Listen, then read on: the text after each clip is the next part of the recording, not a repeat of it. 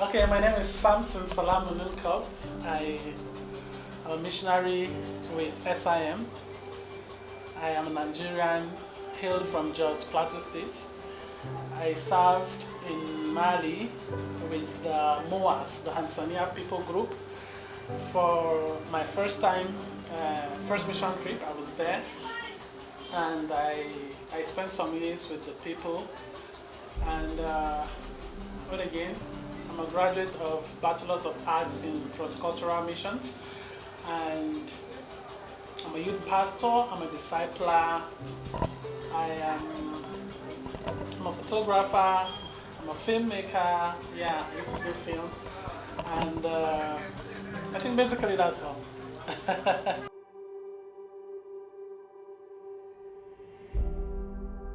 Okay. Well, me being in mission is a call I received from God. I have the sense of the calling since when I was young, and growing up I don't want to be a missionary. I want to do something different. Growing up, in fact, you have your passion and you have the call, and you have to know which one to take, either your passion or the call. So I was following my passion in filmmaking, and in 2016 I got an award in Abuja International Film Festival in movie, and that was by the way, but I had to come back to accepting the call in my life. And when I understand that God is calling me into missions, I spoke with a couple of pastors, mentors, and they're able to advise me to go into mission school. And in 2020, I got enrolled in Nigerian Evangelical Missionary Institute, which is NEMI, where I obtained my Bachelor's of Arts in Cross-Cultural Missions. And it wasn't funny accepting to be a missionary, because we grow up with the mentality that missionaries always suffer, missionaries doesn't earn good money, and but you just have to follow the reason why God creates you, and I think it comes with peace of mind, and I think that is what led me to become a missionary.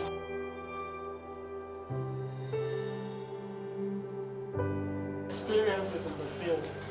Well, I think going to Mali is my second mission field outside Nigeria. I think I was in Niger Republic in 2019. But going to Mali happened to be the second one. It was not funny because their lifestyle, their culture, food and everything is quite different from what I used to know here in Nigeria. So going there, given the weather, Mali can go up to 53 degrees centigrade, which is very, very hot. And compared to Nigeria, which happened to be a cold place. So one of the challenges I faced there was the weather. Outside the weather, the food, you will hardly find food like the way you find it available here in Nigeria. There are different varieties, you can choose whatever you want here. But when I was there, there is no much variety compared to how it is here in Jos Plateau State. So serving among the people, when I went there, I was alone. I wasn't lonely, but I was alone because I remember a day I got lost. I think the first month I was in Mali, I couldn't speak French, I couldn't speak Bambara, I was just learning only by English and Hausa. And one evening I just said, let me go out, and up on the road I was lost. I can't speak their language and I don't know where I am. I don't know how to trace my way back home. It was a challenge, but God helped me. I was able to trace back, okay, how many steps did I take? I need to go back to where I was coming from. I need to start finding the route, and God helped me. These are some of the challenges I faced when I went there. And I love the culture of the people, and there are a lot of things to learn. There are a lot of experiences aside coming out from the normal things you used to do, the food you used to eat, the people you used to mingle with. It was a challenge leaving my loved ones and going to the field. It was a big challenge, but God helped me. I was able able to spend my first 6 months learning the French language. Yes, I was able to learn French class, and after the French class, I learned some little Bambara, like that.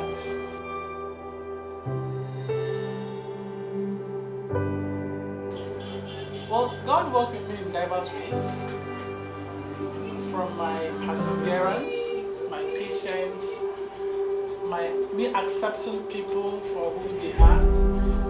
You know, you might grow with a different perspective about life and culture and other things, but when you see the different people, you have to learn how to adapt to live with them. So God helped me in coping up with people who have different mindsets, different perspectives from who I used to be.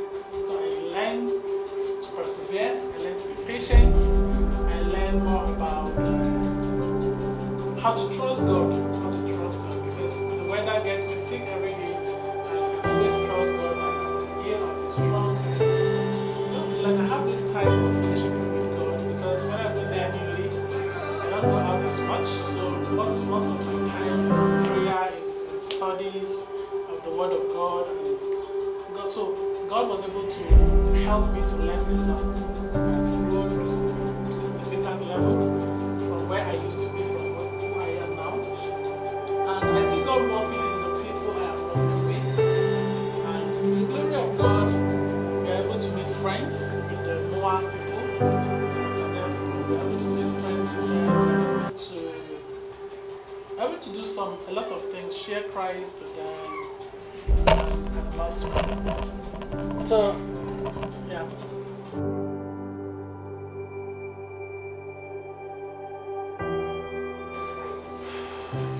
Okay, how can a church better support missionary? Well, personally, I feel when I was there, my church were doing less.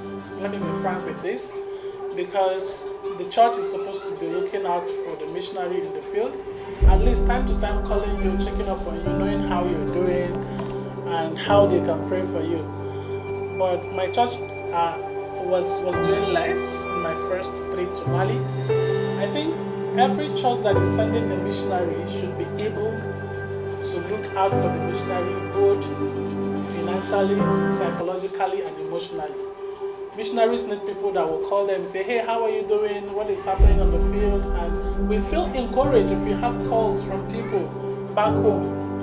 And financially, the church can be supporting missionaries. I think if every church will be deliberate to send missionaries to the mission field, we're going to have a good number of people coming to Christ, because the missionary will not worry more about, oh, I'm alone, about nobody is praying for me, about this and that. So the church have a role to play.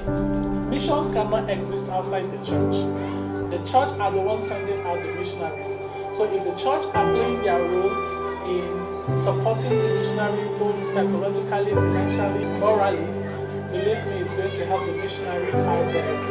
And I think mission organizations and churches should join hands together in saying that the gospel is preached to where it is least known. I think if every pastor is deliberate about finding people in his congregation that God is calling into missions, is equipping them and sending them to missions, within no time, the remaining people group will be reached with the gospel. So if mission organizations are deliberate, pastors are deliberate, missionaries on the field are deliberate, believe me, we're going to achieve more. Thank you very much.